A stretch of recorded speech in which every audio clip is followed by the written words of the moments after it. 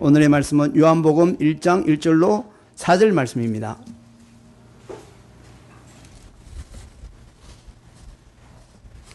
다 함께 합독하시겠습니다. 태초에 말씀이 계시니라. 이 말씀이 하나님과 함께 계셨으니 이 말씀은 곧 하나님이시라. 그가 태초에 하나님과 함께 계셨고 만물이 그로 말미암아 지은 바 되었으니 지은 것이 하나도 그가 없이는 된 것이 없느니라.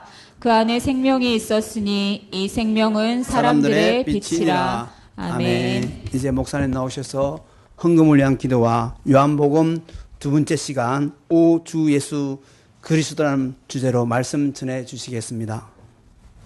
벌써 3년이 지났습니다.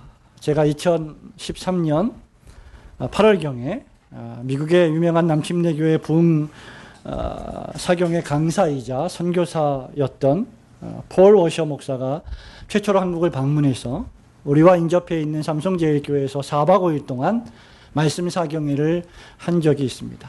또 폴 워셔 목사와 함께 제가 통역을 하면서 여러 가지 은혜를 많이 받았고 또 중간중간에 대화하는 가운데 서로 믿음을 공유하고 또 위로하고 격려하는 시간들을 보냈습니다. 아주 어려운 시기에 정말 영육이 공고한 시기에 하나님께서 보내어 주신 은혜의 말씀이 아닐 수 없었습니다. 그런데 그때 그 폴 워셔 목사님이 한 참 따가운 말 가운데 하나가 자기가 볼 때는 한국 교회가 거룩하고 정결하게 되고 정화되기 위해서는 한 가지 방법밖에 없는 것 같다. 하나님의 심판과 환란이 임할 때에만 오직 교회가 정결해질 수 있다. 이 타락과 이 교회의 어려운 문제들이 환란을 통과해야만 걸러질 수 있다. 이런 이야기들을 했습니다.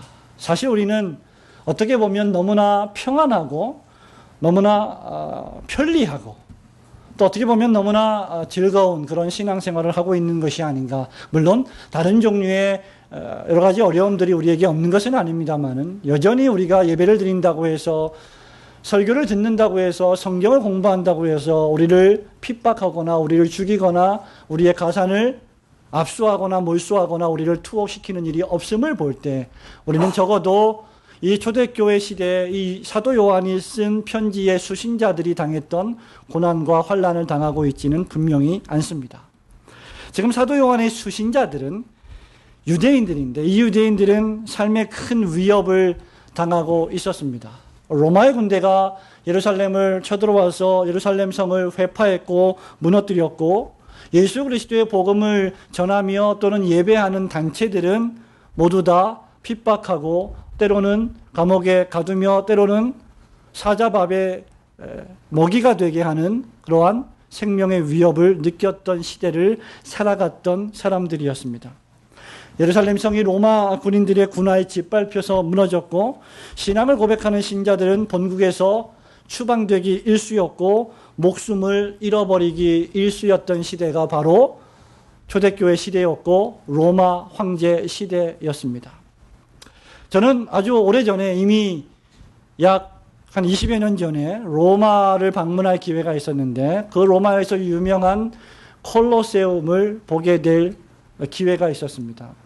혼자 여행을 가서 그 콜로세움을 봤을 때 사람들이 하는 말이 그 콜로세움, 현존하고 있는 콜로세움, 즉 원형 경기장, 큰 공연을 하고 큰 경기를 하는 그런 경기장이 그 당시의 건물의 3분의 1밖에 남아있지 않다라고 하는 말을 들었습니다. 근데 3분의 1밖에 남아있지 않던 그 현장이 얼마나 웅장하고 컸든지 만약에 그것이 3분의 2, 3분의 3 다 완공된 형태로 되어 있다면 정말로 어마어마하게 큰 잠실 운동장보다 더 큰 그러한 건물이라고 생각을 했습니다. 바로 그 콜로세움에서 로마의 황제와 로마의 왕과 로마의 귀족들이 앉아서 예수 그리스도를 믿는 사람들을 붙잡아다가 그 한가운데 묶어놓고 황제가 주이냐 예수 그리스도가 주이시냐라고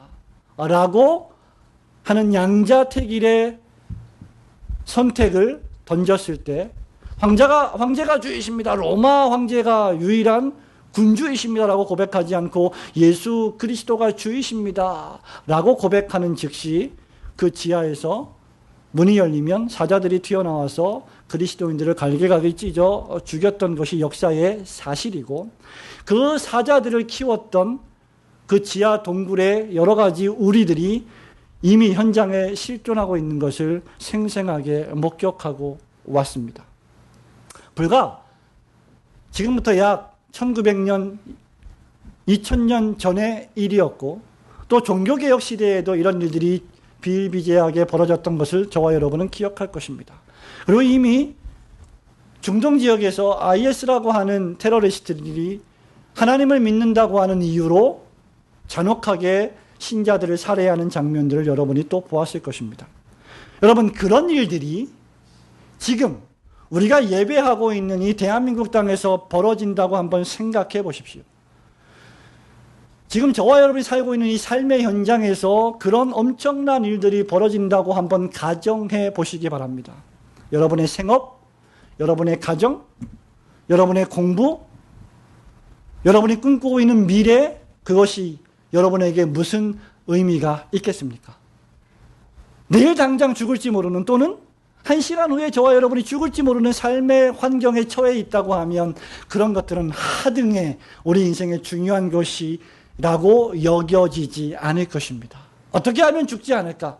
어떻게 하면 살 수 있을까? 어떻게 하면 이 위협과 이 생명의 위협으로부터 내가 구원을 얻을 수 있을까를 생각하지 않겠습니까? 지금 내가 살고 있는 현장에서 그런 일이 벌어진다고 생각해 보십시오. 정말로 충격이 아닐 수 없습니다. 그래서 그 사람들은 그러한 어마어마한 핍박을 피해서 로마 지하에 동굴을 파고 숨어서 예배를 드리고 숨어서 조용한 목소리로 찬송하고 기도하며 성경을 읽었습니다. 그 이름이 카타콤베라고 하는 것이고, 그 카타콤베에는 너무나 많은 동굴이 있어서 가이드가 없이는 감히 들어갈 수가 없으며, 또 여러분이 로마를 앞으로 여행하실지 모르겠습니다만 우리 올고든 교회가 언제 어느 때 좀 적금을 들어서 로마 여행을 한번 돌면서 종교개혁지를 탐방할 기회가 있을지 모르겠습니다만은, 그 카타콤베에 가거나 로마에 가면 여러분들은 전철이 우리나라 전철만큼 그렇게 화려하거나 멋있거나 안전하거나 깨끗하지 않다는 것을 발견하고 정말 못 사는 나라구나라고 생각할 겁니다. 로마의 전철은 라인이 2개밖에 없습니다. 더 이상 로마는 전철을 팔 수가 없습니다. 왜냐하면 로마의 지하의 전철을 파게 될 경우에 카타콤베가 너무나 많아서, 유적들이 너무나 많아서 언제 어느 때 로마시가 무너질지 모른다고 하는 것이 지배적인 과학자들의 또는 지질학자들의 견해이기 때문입니다. 그만큼 그 당시에 핍박을 피해서 하나님을 섬기려고 했던 사람들이 많았다는 것이죠. 바로 그런 신자들에게 사도 요한이 요한복음을 쓴 것입니다. 이 사람들을 어떻게 위로할 수 있을까? 이 사람들에게 어떤 위로를 줄 수 있을까? 이 사람들에게 어떤 용기를 줄 수 있을까라고 요한은 생각을 했습니다. 그러나 요한은 단순히 이 사람들에게 정서적인 감정적인 위로를 주기를 원치 않았습니다. 이러한 핍박에 직면해 있는 사람들에게 오전 설교 제목처럼 이 또한 지나갈 겁니다. 참으세요. 인내하세요. 여러분들이 아직 삶을 다 살아보지 않아서 그런데 누구에게나 오는 어려움입니다.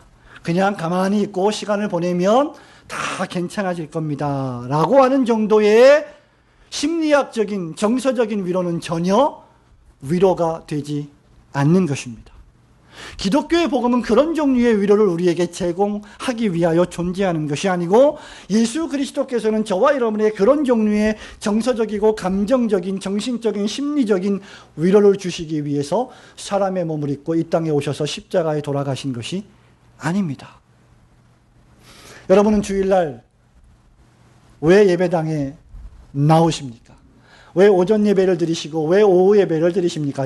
물론 안식일을 기억하여 거룩히 지키라고 명령하셨기 때문입니다. 그런데 적지 않은 오늘날의 한국교회 교인들은 교회에 와서 이런 말씀드린 정서적인 만족, 심리학적인 즐거움, 유흥, 위로, 기쁨을, 그런 피상적인 위로만을 받고 돌아가려고 하는 교인들이 너무나 많아 보이는 것이 저의 진단입니다. 목사의 입에서 하나님의 말씀을 정확하게 설교하고 주의해서 그 말씀이 의미하는 바가 무엇인지를 알고 깨닫고 그것을 믿고 그것으로 말미암아 확신을 가지고 그 확신을 가지고 삶을 용기 있게 살아가려고 하는 어마어마한 능력을 듣기를 그들은 원치 않아 보입니다. 사도 요한이 이렇게 생명의 위협을 당하는 사람들을 향하여서 그런 종류의 피상적인 위로의 말을 전달하려고 하지 않았습니다. 이런 자신의 생명과 자신의 가족이 언제 죽을지 모르는 위협을 당하는 사람들에게 사도 요한이 던진 첫 번째 위로의 말이 무엇입니까? 그 일성이 무엇이었습니까? 태초에 말씀이 계시니라. 여러분, 이 말씀을 읽을 때 위로가 되십니까? 정말이십니까? 예수를 믿고 지금 이 오후 시간에 하나님 앞에 나와 예배를 드린다는 이유 때문에 감옥에 갇히게 되고 사자밥에 먹이가 되는 그러한 삶의 위협에 처해 있다고 하는데 태초에 말씀이 계시니라. 때거리가 간데없고 아무리 공부를 하고 취업을 준비하고 자격증을 따라 돌아다녀도 취업이 안 되는 이 헬조선이라고 하는 나라에서 살고 있는데 그런 사람들에게 목사가 태초에 말씀이 계시니라 위로가 되십니까? 여러분, 이것이 기독교의 신비입니다. 이것이 저와 여러분이 가지고 있는 능력입니다. 사도 요한은 저와 여러분에게 어떤 처세술을 가르치지 않았습니다. 로마 군인들이 핍박해 들어올 때 이렇게 피해라 저렇게 피해라 이 장소로 피해라 저 장소로 피해라 라고 말하지 않았습니다. 그저 심리학적으로 최면을 걸어서 로마 군인이 쳐들어왔어도 쳐들어오지 않았다고 생각해라, 사자가 문다고 해도 아프지 않다고 생각해라, 이런 정도의 정서적인 위로를 던지지 않았습니다. 요한은 지금 위대한 복음을 선포하고 있는 것입니다. 위대한 기독교의 교리, 위대한 기독교의 진술을 설명하고 있는 것입니다. 그리고 그 위대한 기독교의 교리와 진술의 핵심에는 예수 그리스도가 계시다는 것입니다. 성도 여러분, 저와 여러분의 삶에 얼마나 문제가 많습니까? 가정의 문제, 남편의 문제, 아내의 문제, 자녀의 문제, 고부간의 갈등, 심지어 밤에 잠을 못 자는 불면증, 수없이 많은 종류의 문제가 있습니다. 그러한 모든 문제들을 교회에서 해결하려고 하지 마십시오. 저와 여러분이 예수 그리스도가 계시며 그분이 태초에 계셨고 그분이 말씀이시며 그분이 하나님이시라고 하는 이 위대한 진술을 진정 믿는다면 그것이 모든 것을 해결해 주실 것입니다. 이것이 그리스도인의 능력이고 이것이 교회가 세상을 향해 던져야 할 메시지입니다. 그리스도가 영원 전부터 계시다. 그리스도가 영원까지 계시다. 그리스도가 하나님이시다. 이 교리, 이 신앙이 환난을 당하고 생명의 위협을 당하는 신자들의 힘이요 소망이었던 것입니다. 지난 시간에 우리는 요한복음의 서론을 통해서 세 가지를 생각해 보았습니다. 첫째는 요한복음이 영적인 책이라는 사실이었죠. 요한복음이 하늘에서 오신 그리스도를 통해 영적인 세계를 우리에게 알려주고 있다. 그러니 세상만 보지 말고 땅만 보지 말고 하늘을 보며 살아라. 두 번째는 요한복음이 그리스도로 시작해서 그리스도로 끝나는 그리스도의 책이라고 말씀했습니다. 영원 전부터 선지하신 그리스도, 그리고 부활 승천하여 하나님의 나라에 올라가신 그리스도, 그리고 그 중간에 사람의 몸을 입고 하나님의 구속 역사를 수행하신 그리스도에 대한 책이라고 말했습니다.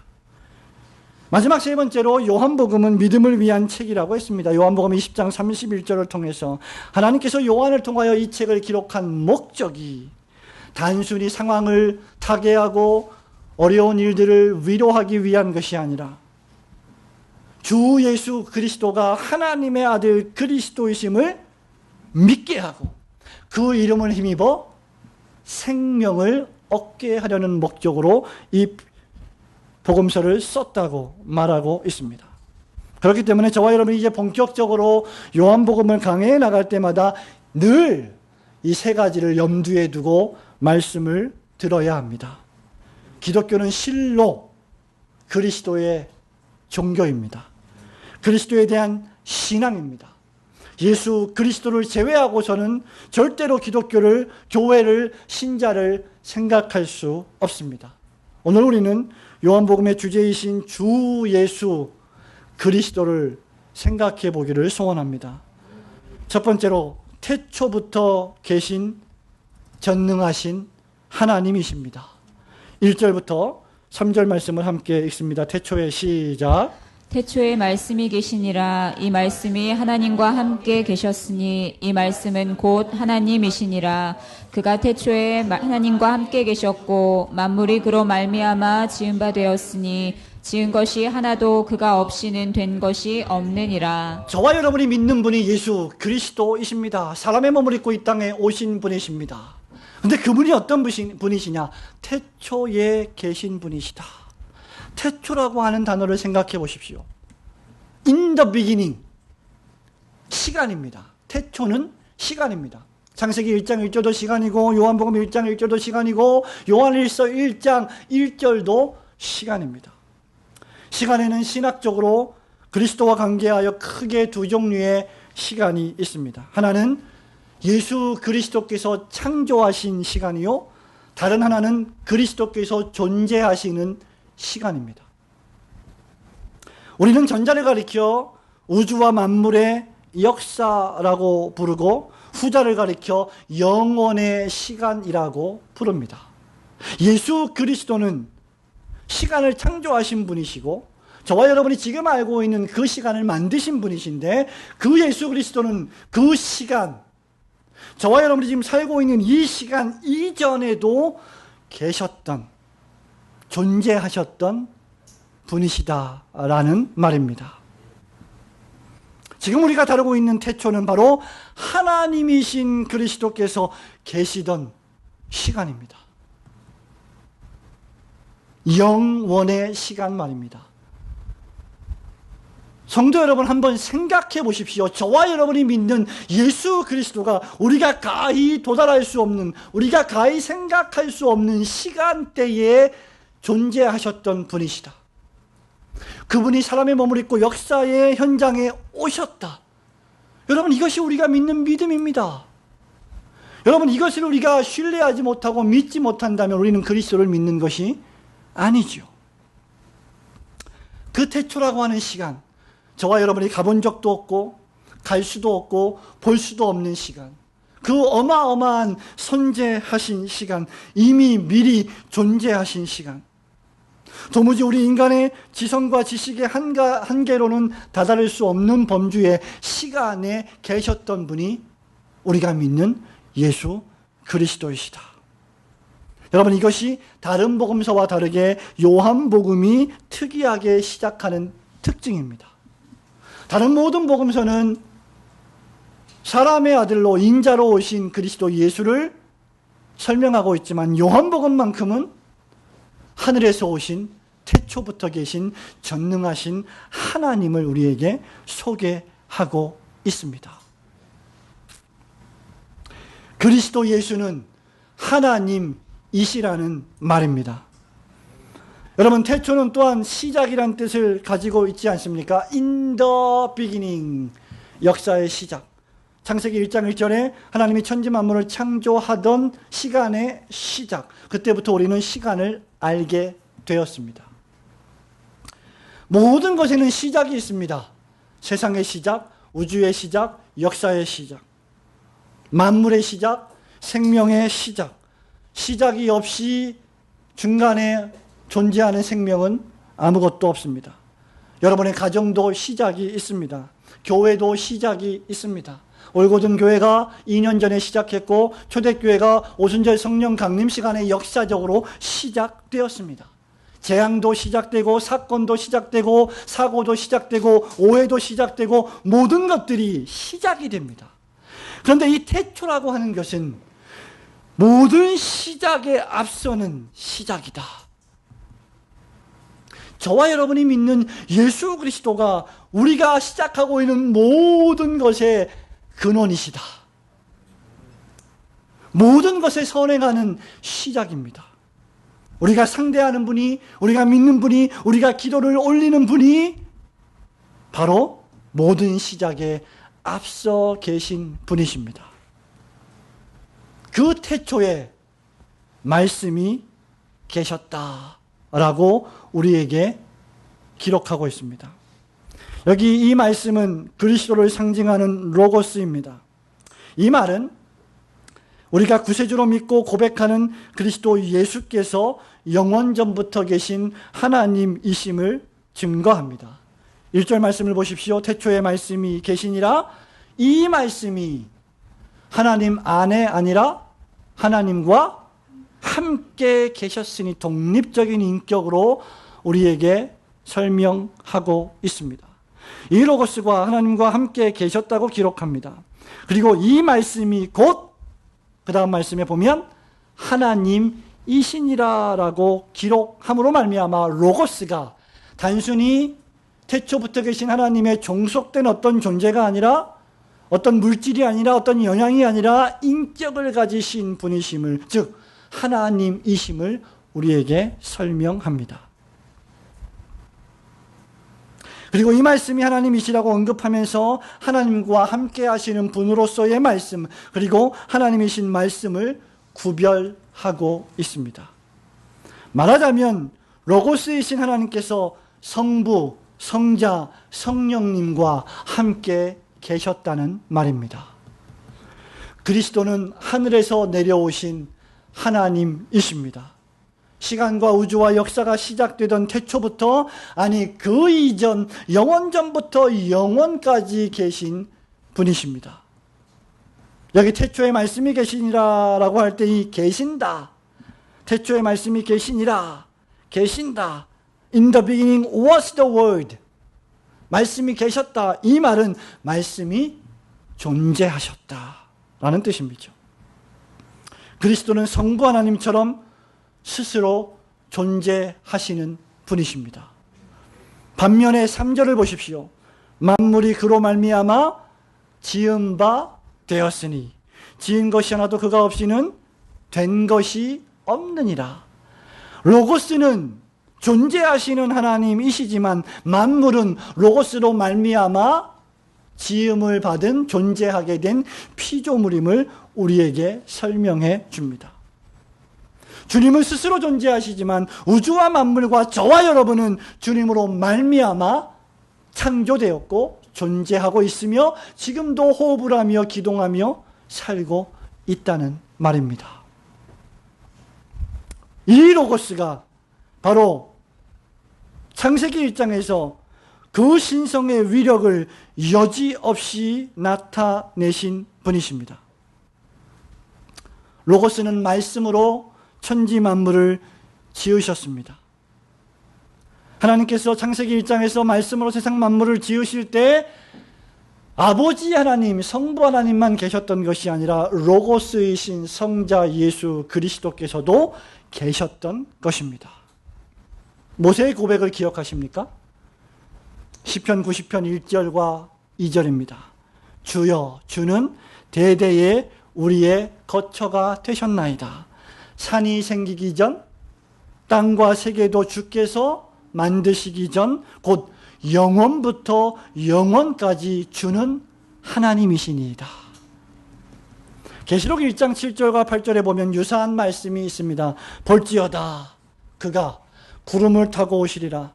각 사람의 눈이 그를 보겠고 그를 찌른 자들도 볼 것이요 땅에 있는 모든 족속이 그를 말미암아 애곡하리니 그러하리라. 아멘. 8절에 주 하나님이 이르시되 나는 알파와 오메가라. 이제도 있었고, 그 다음 말씀, 전에도 있었고 장차 올 자요 전능한 자라 하시더라. 그러므로 예수 그리스도께서 태초부터 계신다는 말씀은 그분이 영원전부터 경배를 받으시기 위하여 존재하시는 전능하신 하나님이시라는 말입니다. 우리 주 예수 그리스도께서 영원전부터 영원까지 전능하신 하나님이심을 굳게 믿고 그분을 더욱 높이 경배하시는 성도들이 되시기를 주님의 이름으로 축원합니다. 두 번째, 우리 주 예수 그리스도 누구십니까? 말씀이신 하나님이십니다. 1절을 다시 한번 천천히 고백하도록 하겠습니다. 태초에 시작. 태초에 말씀이 계시니라. 이 말씀이 하나님과 함께 계셨으니 이 말씀은 곧 하나님이시니라. 예수님에 대한 여러 가지 고유명사들이 있는데 그 중에 하나가 바로 로고스입니다. 잠언 8장에 보면 이 로고스를 가리켜서 지혜라고 부릅니다. 무엇보다도 그리스도는 말씀으로 존재하셨고 말씀으로 오셨습니다.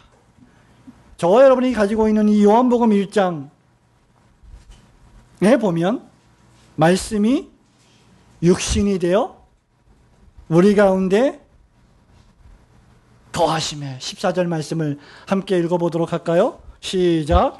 말씀이 육신이 되어 우리 가운데 거하심에 우리가 그 영광을 보니 아버지의 독생자의 영광이요 은혜와 진리가 충만하더라. 로고스가 사람의 몸을 입고 저와 여러분과 같은 이 육신의 몸을 입고 이 땅에 오셨다.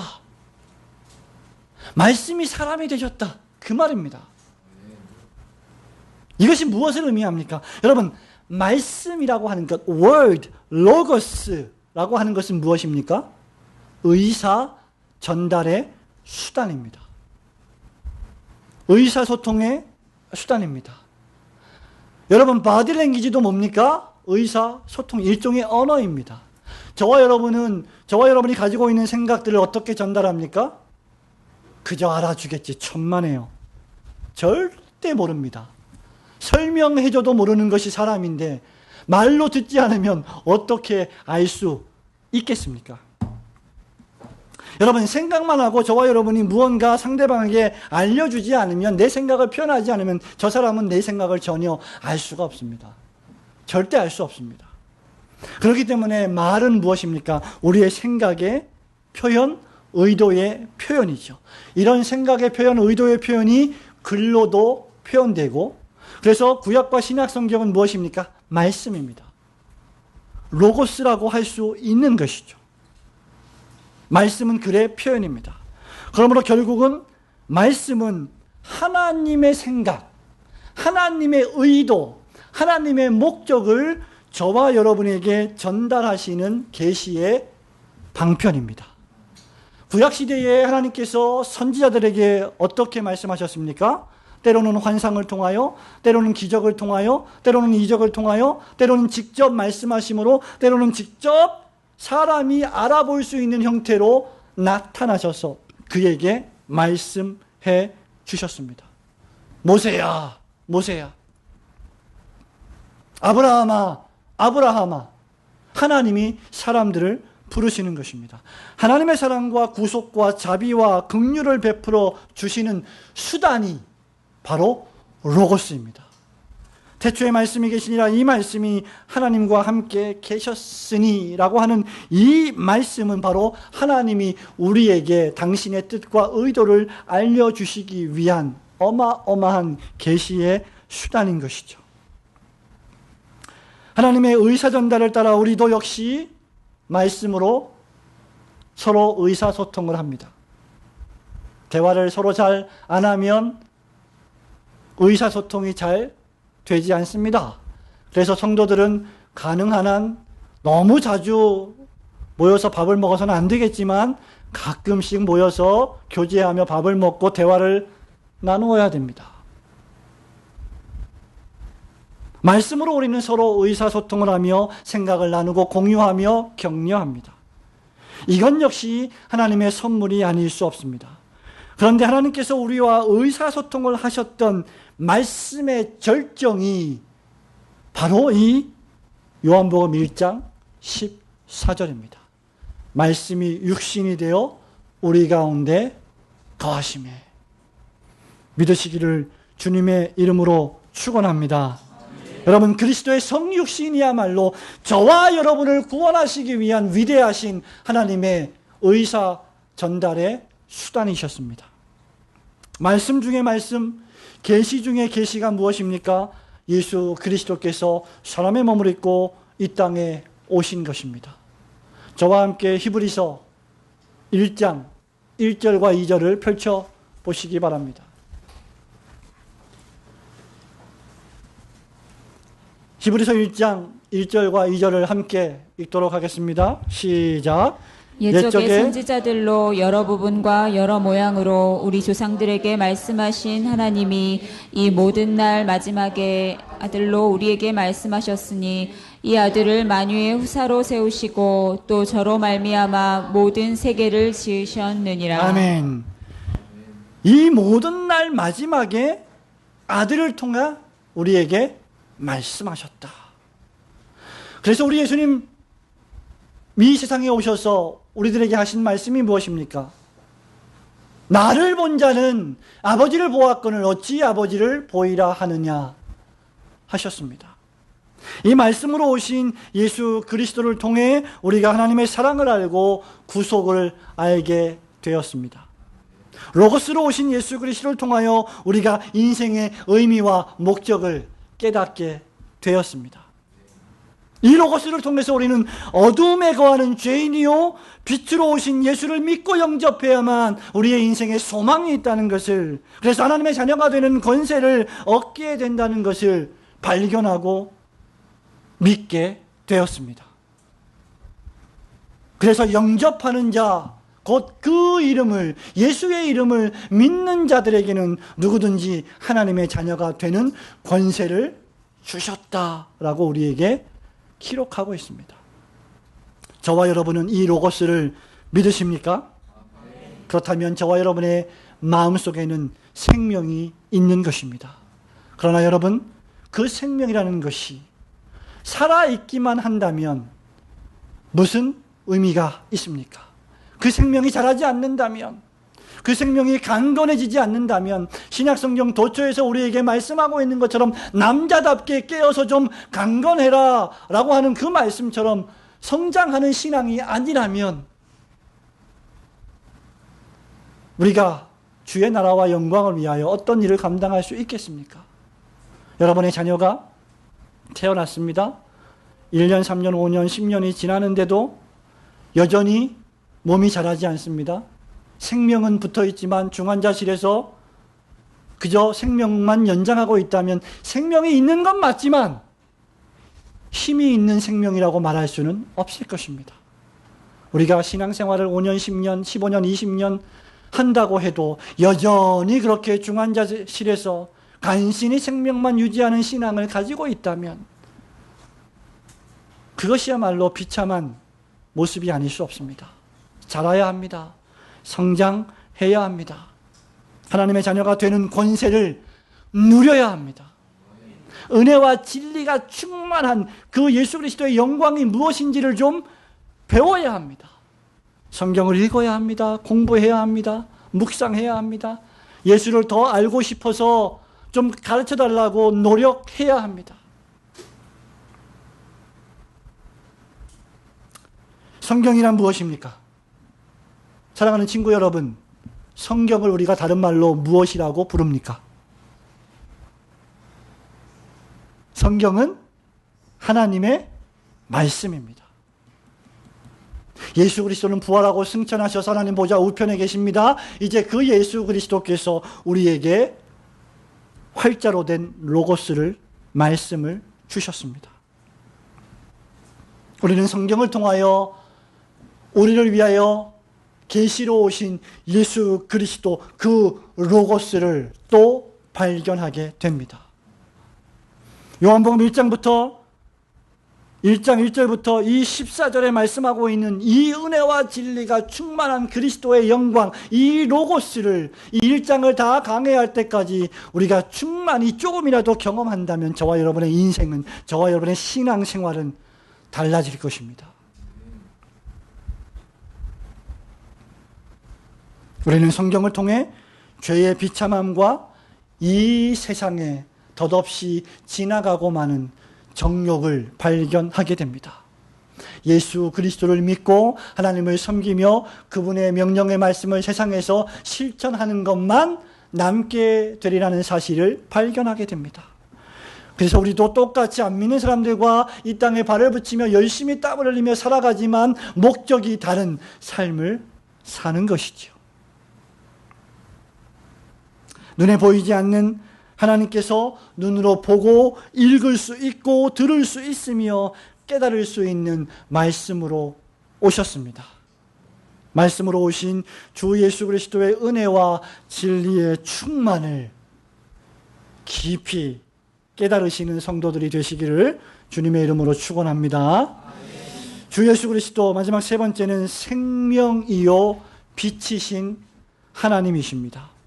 4절 말씀을 함께 3절과 4절 말씀을 함께 읽습니다. 만물이 시작. 만물이 그로 말미암아 지은 바 되었으니 지은 것이 하나도 그가 없이는 된 것이 없느니라. 그 안에 생명이 있었으니 이 생명은 사람들의 빛이라. 아멘. 그 안에 생명이 있었으니 이 생명이 사람들의 빛이다. 여러분, 로고스는 태초부터 계신 하나님으로서 모든 만물을 창조하신 창조주라고 했고 저와 여러분을 지으신 분이라고 했습니다. 그렇다고 하면 저와 여러분의 생명은 로고스의 역사하심의 결과입니다. 예수 그리스도는 나의 생명의 원천이다, 그 말입니다. 모든 인간은 하나님을 힘입어 기동하며 살아가고 있습니다. 하나님께서 호흡을 끊으시면, 하나님께서 역사하심을 멈추시면 그 어떤 인간도 스스로 호흡하며 살 수 있는 인간이 없음을 깨달아야만 합니다. 자기 입을 열어서 하나님을 비난하고 비판하고 모욕하는 그 인생들조차 하나님이 주시는 호흡으로 그것을 할 수 있음을 그들은 도무지 알지 못하는 것이죠. 그렇기 때문에 생명이신 그리스도를 떠나서 살 수 있는 사람은 아무도 없습니다. 4절 말씀에 그 안에 생명이 있었으니 이 생명이 사람들의 빛이다 라고 하는 이 말은 예수 그리스도께서 우리에게 주신 생명으로 우리가 살아가고 있다는 말씀이죠. 요한복음 14장 6절에 주님이 하신 말씀을 기억하십니까? 내가 곧 길이요 진리요 생명이니 나로 말미암지 않고는 아버지께로 올 자가 없느니라. 요한복음 11장 25절 26절을 기억하십니까? 예수께서 이르시되 나는 부활이요 생명이니 나를 믿는 자는 죽어도 살겠고 무릇 살아서 나를 믿는 자는 영원히 죽지 아니하리니 이것을 내가 믿느냐. 요한복음 6장 47절 48절에 진실로 진실로 너희에게 이르노니 믿는 자는 영생을 가졌나니 내가 곧 생명의 떡이니라. 요한복음 5장 26절에 아버지께서 자기 속에 생명이 있음 같이 아들에게도 생명을 주어 그 속에 있게 하셨고, 저와 여러분이 가지고 있는 이 생명은 로고스이신 생명이신 그리스도로 말미암아 부여받은 것입니다. 그런데 요한은 이 그리스도의 생명이 사람들의 빛이다 라고 말하고 있습니다. 저와 여러분은 죄와 허물로 죽었고 하나님을 대적하여 죽어버린 인생들이지만 나름대로 빛을 지니고 있습니다. 우리가 타락했지만, 우리가 죄인 되었지만, 우리가 생각하고 경영하는 것이 항상 악하고 나쁜 짓이지만, 오늘 오전에 생각한 말씀처럼 사도 요한이 말하고 있는 죄악의 3종 세트, 육체의 정욕, 안목의 정욕, 이생의 자랑만을 생각하며 몰두하며 살아가지만 그래도 우리 안에 빛이 있다고 요한은 말합니다. 모든 인간은 이 빛으로 자기 양심을 각성시켜야 할 책임이 있습니다. 도덕적으로 선하게 살아가야 할 책임이 있습니다.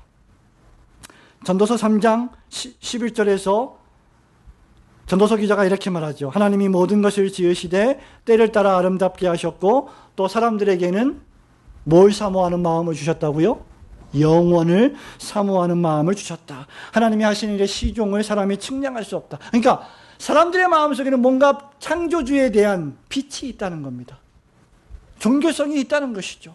그리고 양심이 있다는 겁니다. 그 양심, 그 종교성, 그 일말의 인간적인 믿음을 누가 주셨느냐? 그리스도께서 생명으로 비추어 주셨다는 것이죠. 이것을 우리는 종교성이라고도 말합니다.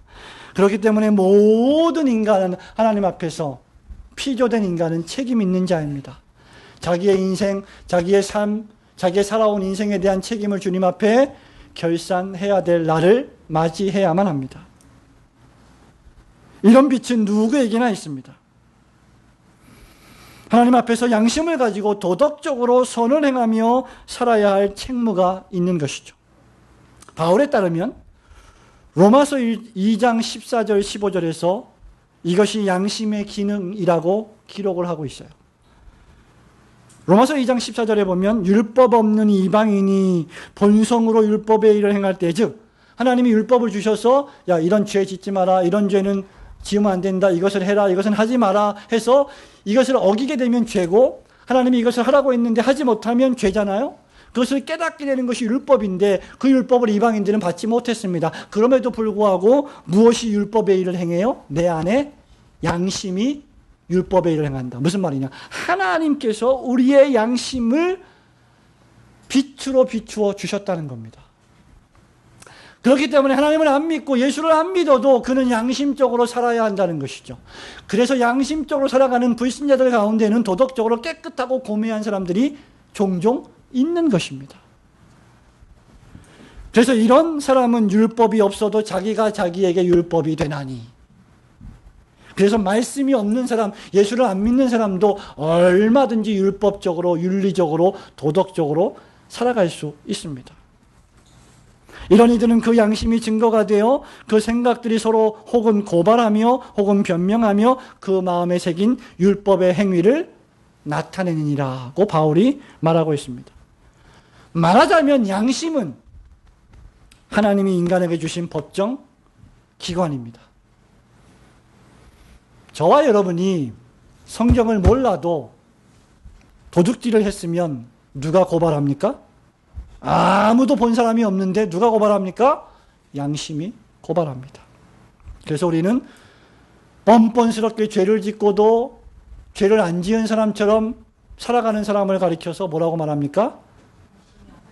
양심에 털난 사람, 양심이 없는 사람, 또는 금수만도 못한 사람.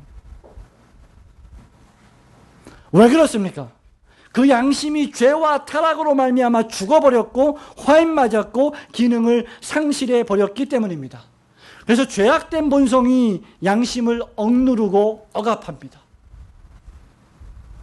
그리스도께서 바로 그것을 깨닫게 하시려고 각 사람에게 비추는 빛으로 오신 것입니다. 너희들이 어두움에 있구나.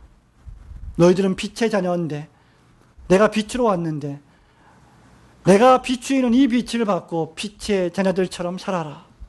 5절 말씀을 보십시오. 빛이 어두움에 비추되. 예수 그리스도께서 비추기 위하여 이 세상에 오셨습니다. 이 빛을 어두움에 비추셨습니다. 십자가에서 피 흘려 돌아가심으로 우리에게 비추셨습니다. 6절, 7절, 8절에 보면 세례 요한까지 이것을 증거하러 왔고 이것 때문에 핍박을 당했고 이것 때문에 헤롯 대왕에게 목베임을 당했습니다.